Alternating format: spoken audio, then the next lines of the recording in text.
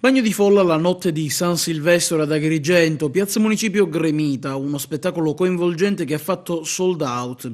E con i soldi spicciano Andrea Vitrano e Claudio Casisa, due giovani palermitani conosciuti al pubblico grazie al loro canale YouTube, dove migliaia di iscritti continuano a seguirli ed apprezzarli per la loro simpatia, gli agrigentini aprono il nuovo anno.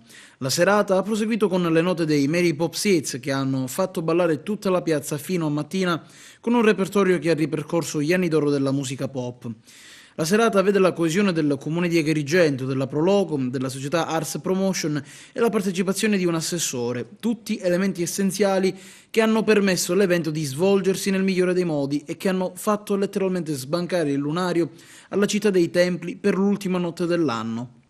Anche a Porto Empedocle il nuovo anno si è aperto con i fiocchi, brindisi iniziale davanti il Palazzo di Città per continuare poi con lo spettacolo musicale inaugurato dagli SP19, band apprezzata e conosciuta nel territorio empedoclino che con le sue note prorompenti ha saputo coinvolgere il pubblico che davanti alla Chiesa Madre e Piazza Kennedy si è fermata per sentire il gruppo.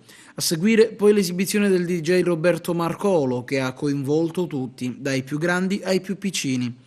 Grazie alla partnership con l'Enel, anche a Porto Empedocle la notte più lunga dell'anno ha saputo incantare tutti quanti. Fondamentale è stato l'intervento sinergico delle forze dell'ordine, polizia, carabinieri e vigili urbani e volontari hanno vigilato ed hanno fatto sì che non ci fossero tensioni e che nessuno si potesse fare male. Tutto è andato secondo i piani. Ed il nuovo anno inizia anche con la nascita dei primi nati. All'1:15 della notte di Capodanno, il reparto di ostetricia e ginecologia dell'ospedale Barone Lombardo di Canicattì si è colorato di azzurro. È nato Georg Sim, figlio di una coppia di romeni residenti a Canicattì. Appena venuto al mondo, il piccolo pesava appena 3 kg e 600 grammi. Il lieto evento ha rallegrato tutto il reparto dell'ospedale. Era da anni che non si registrava un parto, il primo dell'anno al Lombardo. Non è mancato poi un brindisi finale in corsia con l'equipe medico-sanitaria al completo. E con queste serate magiche il territorio agrigentino saluta il 2017 e dà il benvenuto al 2018. Insomma, un vero e proprio inizio col botto.